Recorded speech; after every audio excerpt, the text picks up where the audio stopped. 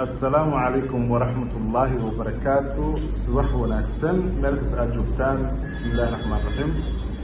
ولا للقف الله اللي هو سيد محمد عبدي وحن كسوقنا هاي مصر إيجيبت كارهان القاهرة. وحن هركن وجوبنا حول شقو. أدبا لما سنتين صومالي مالكس أجوبتان وحل سعتان من بدنبا وحين يسوي من مدة شركة الشقة اللي مكون نهوش ون لايف. marka waxyaabo badan baa runtii qabsoomay videoan dib ugu noqon karo taariikhda waxa aan soo qabanay kaliya waxaan rabaa inaan dadka u sheego horta midda koowaad shirkadda la yiraahdo One Life waa shirkad ku dhisan sharciga waa shirkad sharciyeysan macnaha taasan ka wada waxayna leedahay xafiiskeeda wuxuu ku furan yahay sharci qaybta One Life marka shirkadda maaragtay One Life uu sharciyeysan yahay una shirkad registreysan qaybta deal shakerka sidoo kale waxay ku shaqeysaa sharci waa sidoo kale shirkad sharciyeysan xafiiska shirkadda sidoo kale walaalayaal wuxuu ku furan yahay sharci ayuu ku furan yahay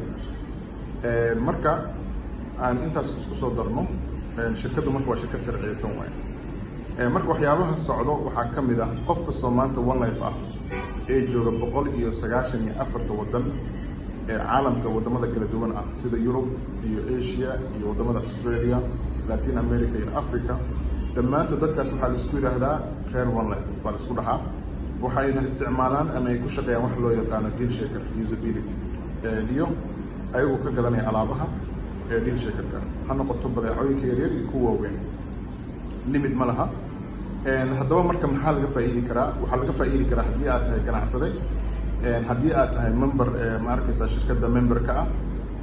waxaa suuragal ku noqon doonta inaad alaabtaada adigoon maaragtay kugu adkeen si fudud inaad meel kasta caalamka wax uga gadan karto adoo ka baaqsan doona lacagaha laga qaadi doona xawaaladaha remittancy-ga ama exchange-ga boqolkiiba percentage-ka waxaa kaloo ka baaqsan doontaa markaad deal shaker wax ku gadanayso barnaamijka ma arkaysaa exchange-ga lacagaha la sarifayo laftirkooda qarash badan baa dadka uga baxa waad ka baaqsan doontaa waxaa kaloo suuragal ku noqon doonta haddaadan bangi haysan aad joogto kaba soo qaado Soomaaliya ama qaaradda maaragtay qaaradaha ee Afrika waxaa ku suurageli doonta inuu kuu fududeyn doono deal shaker ganacsigaaga iyo alaabahaaga inaad si fudud u iibsan karto meel kasta aad joogto marka deal shaker usability-giisa u socdaa waan usoo noqon doonaa marka waxaa loo baahan waxay tahay qofka meel kasta uu joogo walaalayaal shirkadda sharcigeeda iyo nidaamkeeda inaan ilaalino aad bay muhiim u tahay shirkaddu dabcan waxay noo soo sheegtay muddo soo socotay in loo baahan yahay KYC intaan shirkadda suuqa la imaan dadka in la sameeyo KYC laga qaado baasaboorkooda iyo adresskooda meesha ay degan yihiin si loo hubsado qofkaas inuu yahay qof sharciyeysan oo dowlad iyo waddan uu degan yahay la garanayo dabcan dambile ahayn marka taas waxay keenaysaa in ay noo fududeyso shirkad ahaan shirkadda u fududeyso One Life in bangiyada iyo dowladaha ay la macaamilayso ayna ka dhadhicinayso shirkadda visionkeeda oo ah in dadka loo abuuro dhaqaale iyo ganacsi technology ama digital ah waxay fududeyn doontaa in dadkii iyo dowladihii kalsooni ka hesho shirkadda maadaama ay shirkaddu ku shaqeynayso dad maaragtay lahayo baasaboorkooda iyo adresskooda waa systemku ku shaqeeyo bangiyadana wax la socotaan waa private inta badan marka laga reebo bangiga weyn ee dowladdu leedahay marka dowladuhu hadda G20-ga waxay ka hadleen bishii June dhamaadkeedii 8-29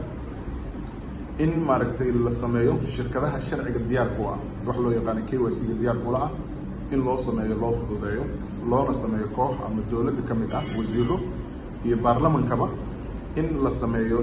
sharci lagula shaqeyn doono shirkadahaas waddan walba marka waxaa laga sugayaa ama shirkaddu ka rabtaa iyo shirkadaha kaloo imaan doonaba in dowladahaas ay soo diyaariyaan wixii loo yaqaan regulation sharciga lagula shaqeyn lahaa dabcan waxaanu leenahay looyaro nala taliya dhinaca shuruucda baaritaan badan ay sameeyeen looyarada nala shaqeynaya waxay soo ogaadeen in shirkadda ay tahay shirkad sharciyeysan iyo shirkadaha kale ee doonaya iyagu laftirkooda inay maraan systemkan KYC-ga marka aad bay muhiim u tahay anagu laftirkeeni walaalayaal inaan fahanno waxaa hebel yiri iyo waxaa la ii sheegay waxaa kaaga fiican inaad wixii soo akhrisato waxaan la soconaa dad badan oo kombiyuutarada wax ka akhristay inay jiraan Google-ka lagu qalday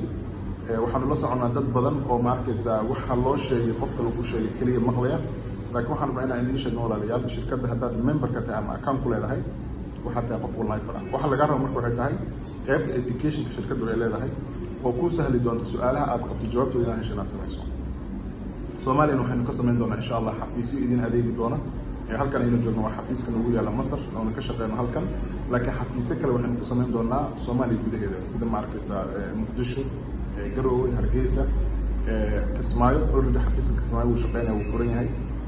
Muqdisho hadda way jiraan xafiisyo ku yaala laakiin waxaan sameyn doonaa xafiis center oo ah deal shakerka ganacsiga ka shaqeyn doona hadii Ilaahay idmo sida Garowe kala dhawaan la furi doono iyo gobolada kale sida Qardho insha Allah way soo socdaan waxyaabahaas oo dhan